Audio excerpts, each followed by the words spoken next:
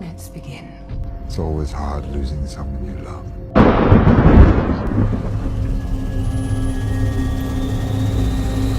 Okie dokie.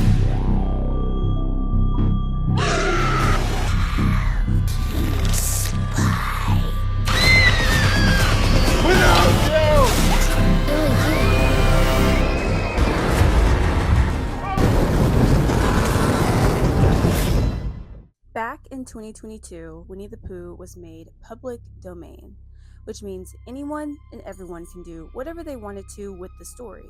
And you know what someone's first thought was of doing? To make him a serial killer. What else did you think? I'm not joking, you guys. This is a real thing. I'm late to the party of realizing this is actually happening. Like, this is an actual universe based around not just Winnie the Pooh, but a bunch of our other favorite childhood characters, such as Bambi, Peter Pan, and Pinocchio, all turned into the worst possible version of a horror villain. So today, we are going to be going down the rabbit hole. Everything having to do with the twisted childhood universe, where it came from, what does it mean, and yes, there are going to be a lot of spoilers ahead. Just wanting to let you guys know, yeah, I'm really excited for this. Like I said, I knew the Winnie the Pooh horror version existed, but I wasn't aware of the other one, so this is really exciting. If you guys are new to my page, what's up, you guys? My name is Alexis.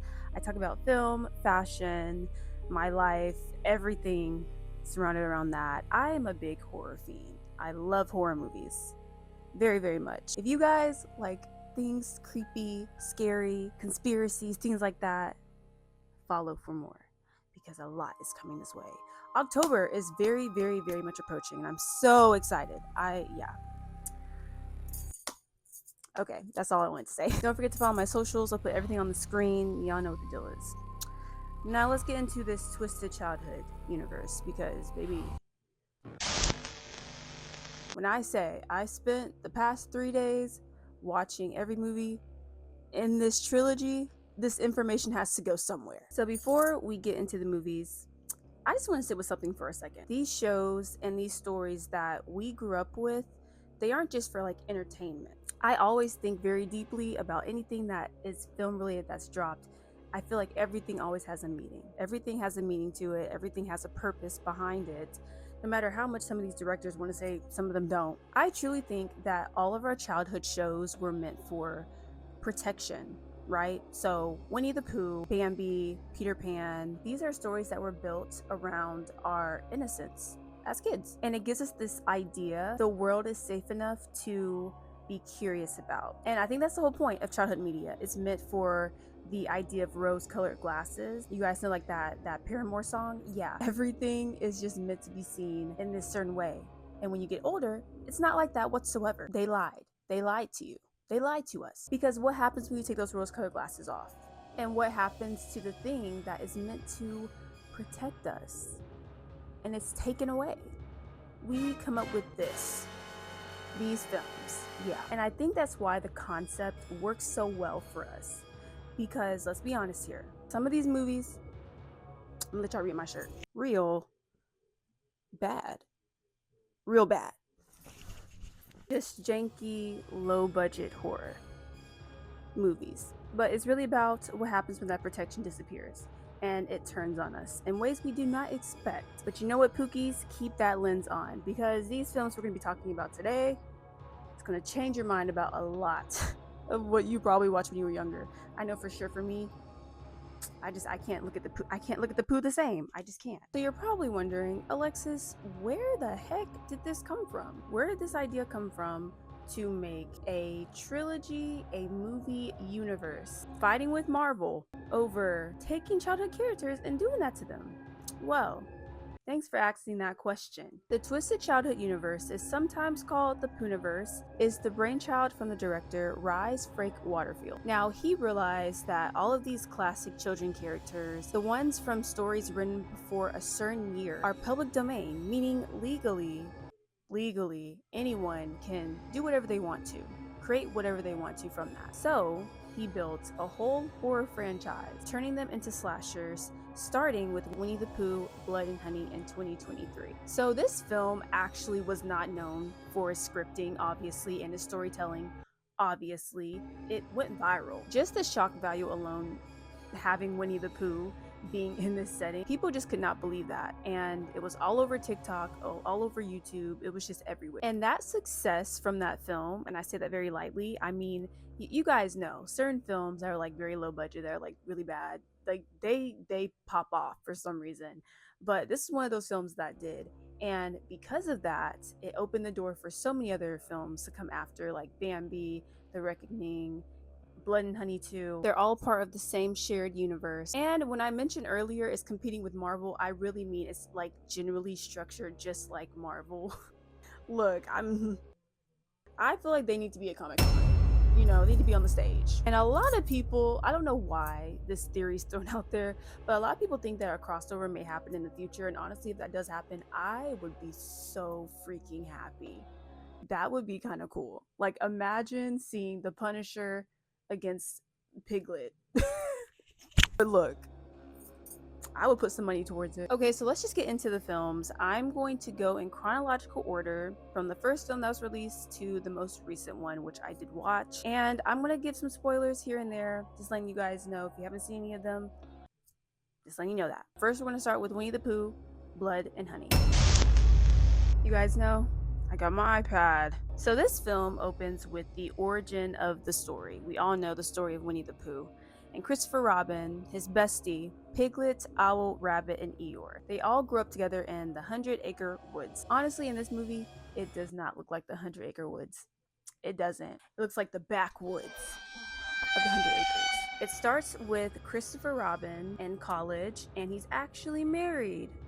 Our Buki has a girl. I keep forgetting that this whole series, this whole universe is British. I don't know why I forgot that. I think I forgot the original Winnie the Pooh and like the original like movies and everything is all British. I had to put my glasses on. So he goes to school to become a doctor, and he comes back home because he thinks it's time to show his wife his big secret, which is Winnie the Pooh, all the other fun friends, and he trusts her enough to, you know, be okay with this. But what Christopher Robin doesn't know is that when he left, he abandoned his childhood friends. And the thing about these animals versus the real world versus, you know, all of this is that the one similarity that these animals have is the whole concept of trying to tame a wild animal. I always think about like monkeys. You guys know like those really terrible stories about like trying to tame a monkey and they just turn. That's kind of what's going on with this. They turned on Christopher Robin. Due to Christopher Robin leaving, they end up starving. They end up hungry and they decide to eat Eeyore. Eeyore is the one they decide to eat. And that was just very weird to witness happening. So yeah, he comes back 5 years later after, you know, they've, you know, obviously gone crazy. What they find instead of the adorable childhood animals that he once was locked in with, feral and angry. And due to this, Mary, Christopher Robin's wife, is gone. Oh yeah, her name is Mary, but it's too late now. She's gone. The story then jumps ahead to Christopher Robin's sister, Maria, who is planning a weekend trip with her friends. And I think this is also dealing with the fact that she's also going to therapy as well. And her therapist is like, hey, you need to get away for a while. You need to, you know, take a little break. Her friends are unaware about her brother as well, so they have no idea about like what's going on. But she's very unaware to the fact that Christopher Robin's old friends are a block away down the street. One by one, her friends become victims. Y'all know how this goes. It's a slasher movie through and through. Like, I did not expect it to be this much of a slasher film. Like, this is a slasher film. Eventually, it is revealed that Christopher Robin is very much still alive, but he's held captive by Pooh. And the final act becomes a huge standoff. It's between Bunny and the creatures, and trying to save Christopher Robin's life. And sadly, I feel like this had like the worst possible ending. Christopher Robin literally witnesses his sister being murked. She's gone. I will say, for the first ever, this is obviously a low budget film, like there were just so many things that stood out to me. First off, Christopher Robin was not about that life. He was not about it. So many times he was screaming, I was like, dude,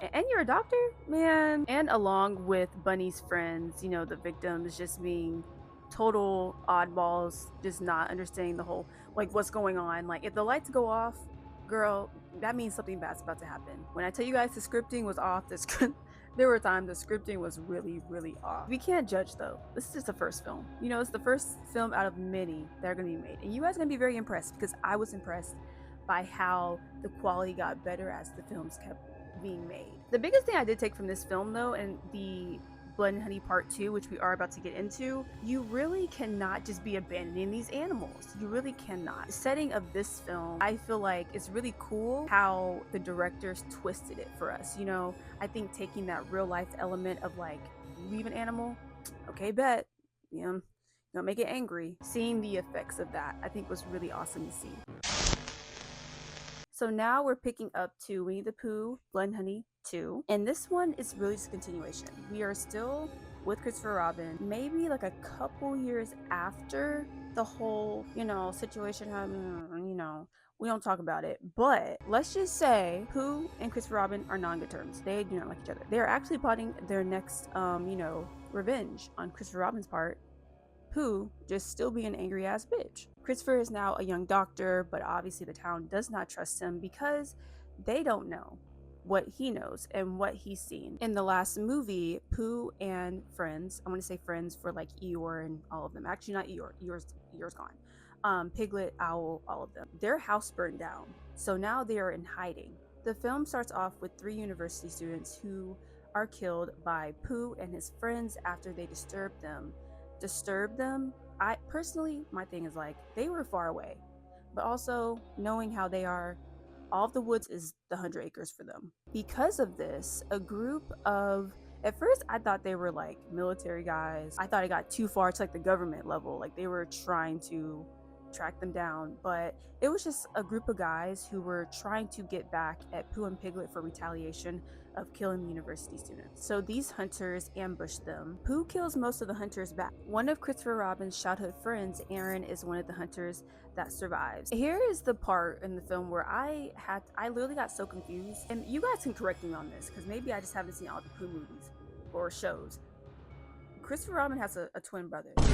I guess he didn't know that either, but we just discovered that. So Billy went missing as a child, and it turns out that Billy was kidnapped along with a bunch of other kids by this man named Cavendish. He's working for a scientist. He's working for a scientist named Dr. Gallup, who was running a genetic experiment, turning kidnapped kids into animal hybrid creatures.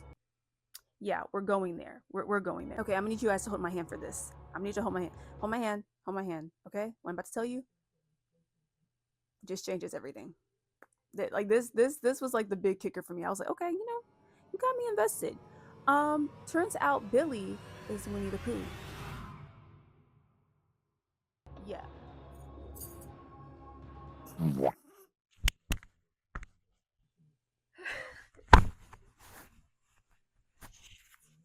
So it turns out, I'm sorry, I did not mean to laugh like that. So it turns out these sweet memories that Christopher Robin was having, you know, from his childhood were actually trauma. His brain basically rewired to help him survive. So this film ends with Pooh basically going on a full rampage. Like, y'all really pissed him off.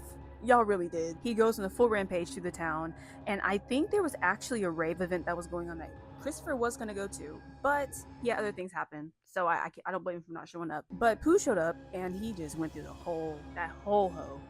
Like, when I tell you guys, he ran through, he almost kills Christopher Robin. He almost got him, but he ends up surviving, as well as his other younger sister. Wait, no, I lied. Yeah, no, yeah, his other sister, because he had Bunny, but Bunny's gone. And at the end part of the movie, you guys know how Marvel does that thing, they roll the credits and then after, like, you know, I think that's what was going on in this movie. Basically, Owl and Tigger, they coming for you. They said, okay, bet.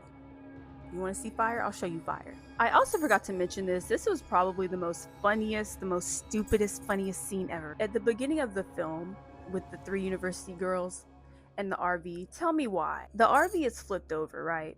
There's no possible way they're getting out of there. Especially that one girl. The one girl that is left, the one brain cell. She starts trying to drive the RV and it's sideways. And that just irked me so bad because it's like, girl, you are not going nowhere. You're better off getting out of the RV instead of trying to drive off. Like, even Pooh looking at you stupid. Like, don't. I will very much say with this film in particular, the screenwriting was a little bit better. I'm going to give that. I only say a little bit better because that one concept, with Winnie the Pooh and his rampage, that's the concept. And did it get better?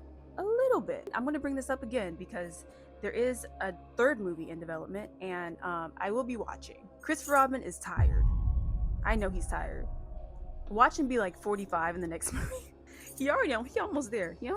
And also the cinematography was way better as well. I was really impressed. That is what happens when you work with what you have, and I'm just very much impressed, and that's all I have to say about it. So Bambi the Reckoning came out in 2025, and I will say out of all of these films, it's probably my least favorite just because it was obviously giving a darker side to Bambi, but I wasn't really vibing with it. I can't really give a reason why, but I think maybe because of like the storytelling of it, like the storyline, but let's just get into it. So this film starts off with telling the backstory of Bambi. As you guys know, his mother was killed, and in this one, his mother was actually killed by a car. And this really does hurt Bambi. I think in the original storytelling, Bambi mostly turned, his little feelings into more like a crutch, kind of. But in this one, it's like not really a crutch, it's more of like a lift into revenge. And that grief turns into something more predatorial than something like pitied. A mother and a son, Xana and Benji, and an extended group, including the grandmother, who, may I say, she's very prophetic. Like she's like Raven level. Like she sees stuff, she very much witnesses stuff. The mother and the son end up being in a car accident. They had to walk from the car accident to the house. The way this extended group is acting, the girl, okay, first off, I have to add this in there. The one black girl in the movie, y'all, her name is Harriet. Keep that in mind. Keep that in mind. She's like, oh, well, that's the driver's fault. It's fine. You guys are fine. And everyone's just kind of like brushing it off. And I'm like, they just got in a car accident. Piece by piece, you guys know Bambi gets them all. Along the way in this movie, we find out that the father has secretly been covering up his own killing of animals in the woods. It really makes you think about who's like the real monster, who's really causing all of this. And that's a really common theme in a lot of these movies too. By the end of the movie, half the family's dead. I think that out of all of those deaths, remember that girl Harriet I told you about? This is why I don't like the movie, because why? Okay, the whole family is in the car and they're like, where's Harriet? Where's she at? Tell me why this girl is running. They have a whole 2-minute montage of Harriet running. Don't laugh. You can't laugh. A whole montage of her just running, being chased by Bambi. Like I say, y'all know me. I'm always gonna say something like, why is her name Harriet, and why? Maybe I'm just overthinking it, but that was purposeful. These freaking films.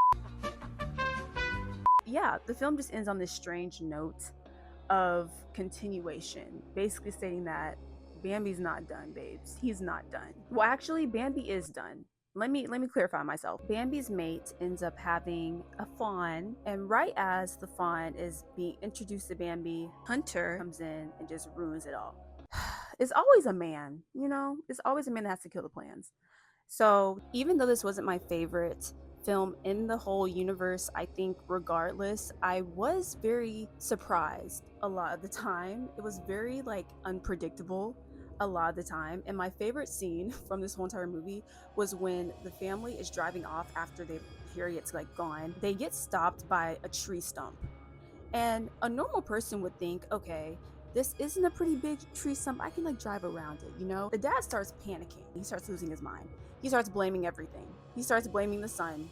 And then he also starts blaming the fact of why he's even there in the first place, because the dad did not want to be in the same place as the son due to the father's actions. So granddaddy slash daddy is just going off. He's just going off and getting mad. Drive over the stump, okay? Sometimes common sense, it really isn't common sense, you know? I be learning that. I be realizing that every day. Okay, the next film that comes after this is Peter Pan, Neverland Nightmare. This came out in January of 2025, and this was actually the only film in the whole trilogy that had a limited theatrical release. I think it was like for 3 days, and I understand why, because that was, what I said earlier, real bad. If I were to make a list of least good to most good, I'm pretty sure I would put Peter Pan probably under Bambi, because this one is just dummy. So obviously we know the story of Peter Pan. Honestly, I'm not gonna lie to you guys before we get into it. It's not really necessary for me to say this, but Peter Pan was my least favorite. I like Tinkerbell, but Peter Pan was like my least favorite story. But I give grace because Tinkerbell. In this film, I give no grace because that was not Peter Pan and that was not Tinkerbell. I don't know who those people were. Never seen them a day in my life. I couldn't point them out to you even like. No. So Peter is a former circus performer, and he resurfaces years later to, you guys guessed it, Netherland, kidnap kids. Yeah, Netherland actually is not even Netherland. It's a house. It's his house. Keep in mind, this man looks 40, 45, 58. He starts disrupting the lives of families, taking their kids, specifically Wendy and her family. His main target is Michael, which is Wendy's younger brother. Also have to add this in there, Tinkerbell has a rug problem. She has a problem with rugs because of Peter. So the film starts off with Wendy and her family. It's her brother Michael, her other brother, and her mom. Today is Michael's birthday. So for his birthday, Wendy's like, hey, I'm gonna do something special for you. She drives him to school and she plans to pick him up after school to take him to do something fun. But Wendy gets distracted by her boyfriend, who comes out of nowhere. I don't even know. He literally comes out of nowhere and distracts her. Michael then goes into the woods where he meets Peter Pan, and Peter Pan kidnaps him. They then get a phone call saying like, hey, your son is not coming back home. He's going to Netherland. So Wendy goes on this whole entire search trying to get her brother back. One of Michael's good friends, Joey, is somebody that Peter Pan thinks he needs to bring to Netherland to make Michael happy. So he goes through a whole school bus of kids. He goes through so much, literally just slicing and dicing away, trying to find Joey. Meanwhile, Joey's twin sister, and Wendy have found one of Peter Pan's like old victims' fathers. Peter Pan ends up finding Joey at his house where Wendy is staying the night, and they end up tracking Peter back to his house because that is where Michael is, and this is where Tinkerbell comes in. Baby, when I tell you guys, Tinkerbell is so much under a spell. She's under a spell. It's them rugs that Peter Pan is feeding her. She thinks that Netherland is a real place and all these kids are going there. Like, girl, check the basement. She ends up discovering this and turns on Peter. He doesn't like that. She ultimately dies after all of this, and Wendy ends up finding Michael. She also finds Joey as well, who was, I think he was locked away somewhere, but she ends up finding all the kids and they get out of there immediately. This is also a film I know is going to have a part 2 for sure, because a year after, Peter calls Wendy's phone and is like, hey girl, I'm back. And then it just goes off. So yeah, I will very much be looking forward to that next part. Yeah, like I said, this is probably my least favorite. Like, if I had to make a list, this would be like the last one, because not only is the casting just off, the casting is really off. Like, I feel like for a story like Peter Pan, yes, you can make Peter Pan creepy, but let's not make him like the half uncle to Peter Pan, because that was not Peter. Where's the hat? At least make it look dusty and crusty. At least he has something on his head. And Tinkerbell being written off as just a whole rug addict was not on my bingo list for 2026 of things I was going to see. As a whole, I just genuinely think this is a very dark choice for a film, and the concept of this film was amazing. Like, let's not get that wrong. I just wish it was executed differently. Just a little bit. Just a smidge. If you need something campy to watch, this is what you need to be watching. I'm pretty sure I watched this on Tubi. But yeah. Everyone needs a little campiness now and then, you know? The last film we're going to be discussing in this universe is Pinocchio Unstrung. Now, this is the most recent release. Came out a month ago. I think it was like July 25th, 2026. I'm not too sure on the dates, but I will say out of all these films, this is my favorite. Not only was the budget there, was the storytelling was getting there. It was getting there. Very much a twist. And it was just very entertaining. That makes me very excited for the next films to come out, because if that quality is being brought now, because not only did these, investors and production companies see where this series was going, baby, we definitely making it to the Marvels. We making it to the Marvels. And I'm not the only one who thinks this. A lot of people can very much agree that this is probably the favorite in the whole franchise. So this film follows a boy named James, and he has lost both of his parents as well as his best friend to an illness. So he goes to live with his grandfather, Geppetto. Geppetto. Geppetto. Geppetto. Geppetto, I was right. The grandfather Geppetto obviously notices that his grandson is very much grieving. When he came back home at the beginning of the film, his babysitter was saying that he did have a little nightmare. So I think to deal with all of this stress and everything that he's going through, his grandfather takes matters into his own hands. He carves out Pinocchio, our favorite friendly wooden puppet. If you guys know the backstory of Pinocchio, you probably do. He got a lying problem, right? I will say in this film though, it doesn't, it taps into that a little bit with like the whole nose getting longer and everything, but that's not really the big part of this film. It's more so about Pinocchio actually trying to become a human and doing anything that he can to become a human. And I mean everything. It's actually egged on by this sinister cricket that's really annoying, honestly. Look, that whole movie, I was just like, why do I feel like something aggravating is like behind my ear?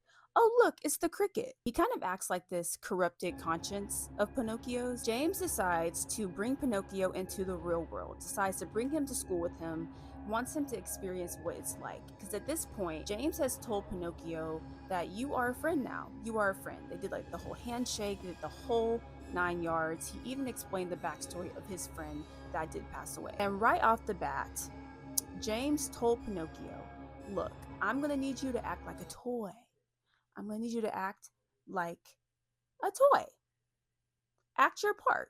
Did he do that? He did not. One of the first instances of Pinocchio being caught is somehow he ends up in the staff gym and just causes a whole ruckus. One of the girls noticed him, and yeah, that was the end of her and the guy as well involved. Pinocchio also notices that there are a lot of threats to James, and that is something that like I mentioned, these inanimate objects, these animals, these things being created, all of these things literally create bonds. So at this point, Pinocchio feels like he is meant to protect James from anything and everything. James is getting bullied by bullies. Pinocchio is like festering with anger. He's like, okay, I'm not.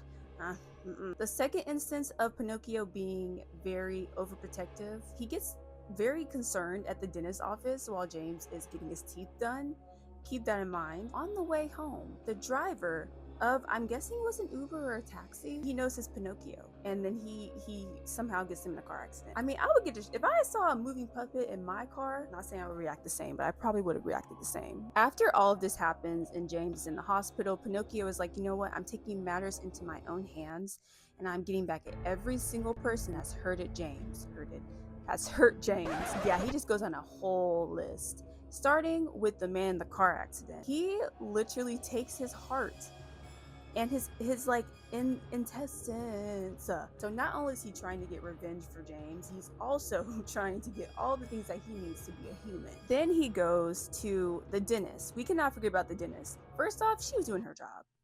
I don't know why she was a victim, but in the sense of Pinocchio, he doesn't know what is wrong, what's right, what's good human behavior, what's bad human behavior. He's not aware of this, but he thinks everything else makes him a human. Also, with every victim that he gets, he takes something from them. So with the man, he took his like heart and his intestines. With the dentist lady, he took her teeth, because baby, she was all up in their faces. So he was gonna take them teeth. Also, during the time of him taking the teeth, tell me why, who taught Pinocchio how to use a phone? I think it was James, actually. I think that's who taught him. Yeah, James FaceTimes Pinocchio and is like, hey yo, where you at? You need to come home. And then Pinocchio's like, what are you talking about? Like, I'm out here, I'm protecting you. I'm protecting you. And you see I got my teeth done. And they're just like, no, dude, you need to stop. And he's like, keep going? Okay, bet. Next are the bullies that he gets. And the crazy thing about this is, like, so much was going on with the bullies. I don't know what they had going on. They had a lot. They had like a party or something. He takes the blonde girl's hair, takes her scalp off, then takes her face. Now we're looking at Pinocchio yesified. Megan, you got competition, girl. Keep in mind, please keep in mind this. Pinocchio is only acting out like this, and I think he's only doing this because he really does think that he is the problem. He, like, before he went on the murderous rampage, besides like the whole, man in the hospital, right after that, as they got home, James and his friends are like, I think they like try to like keep him downstairs, like, hey, we gotta keep you downstairs, keep you calm or something like that. And that is kind of where the whole rampage starts. The cricket starts talking in his ear like, you need to do something, you need to do like all these evil acts. Honestly, it was just not good guidance on Pinocchio's part. None of these people care about you, not even the grandfather, because the grandfather is the true villain in this story. He is. The big dark secret that the grandfather has been hiding is he has been the one killing the children, killing them and recremating them as wooden people. Him himself thinking that it wasn't even possible. We also find out Pinocchio himself was a real boy at some point. Big plot twist, hold my hand again. James' old friend is Pinocchio.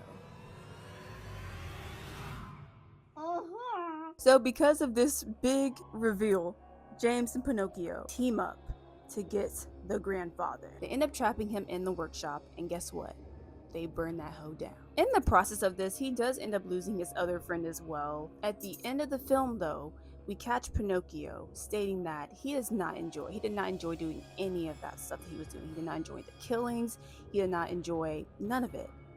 But one thing that does happen, his nose gets bigger. He's lying. I like that the director kind of added that part in there, because I was like, are we just forgetting the fact that I feel like there were so many times that his line could have been used a little bit more at the end of the film, it just being like this really huge, like, long freaking nose. Regardless, this was a good freaking film, you guys. That was good. That was really good. I think of all the films, this is the one that really does kind of wrestle with the concept of what's right and what's wrong. His really big urge of trying to have that human experience, but it's like, you really can't. With the fact that even though he is recremated, it also kind of makes me think that maybe part of that person that, the grandfather is in Pinocchio. It's like, kind of like a mix of both when it comes to that conversation of human morals and things like that. Oh my god, it's not funny. So those are all the current films from the Twisted Childhood universe that are out right now. Now you're probably wondering, okay, but what next? A lot, actually. They have a lot lined up. A really cool crossover they have coming up is the Poohniverse Monsters Assemble, which is the one that I'm like always hearing people talk about, and now I get it. Like, I'm excited for this one. I think this one might be a little bit different, with all of the characters kind of blended into one. I don't know how that's gonna go. I'm kind of interested to see. Hopefully it's not a hot ass mess. It probably will be, actually. It's probably gonna be a hot ass mess. As well as Winnie the Pooh Blood and Honey 3. Will Christopher Robin be in his 50s? Probably. It's giving Halloween. It's giving Jamie Lee Curtis. Because baby, she was fighting him her whole entire life. Also doing my little research on the Monsters Assemble, it turns out there are even some rumors that have been circulating that it will be more than just Winnie the Pooh. A lot of people think that Sleeping Beauty, Alice in Wonderland, and Mary Poppins are going to be in the upcoming, I guess, release for films or Monsters Assemble itself. I would like to see a Mary Poppins version.